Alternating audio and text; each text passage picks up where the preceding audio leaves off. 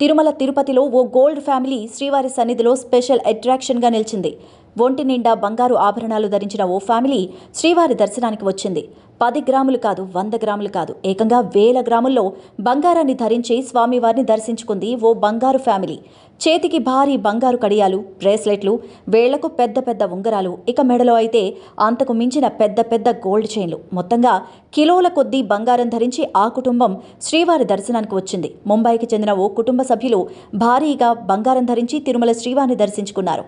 ఇద్దరు 10 కేజీల చొప్పున, మరొకరు 5 కేజీల చొప్పున దాదాపు 15 కోట్ల విలువైన బంగారం ధరించి శ్రీవారి దర్శనానికి వచ్చారు. అక్కడున్న భక్తులు అబ్బో ఎంత బంగారమో అంటూ ఆశ్చర్యపోయారు.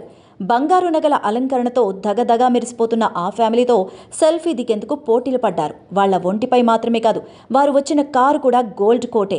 దీంతో వాళ్లు కారెక్కి వెళ్లేంత వరకు కూడా కనురెప్పలు మూయకుండా అలాగే చూస్తూ ఉండిపోయారు భక్తులు.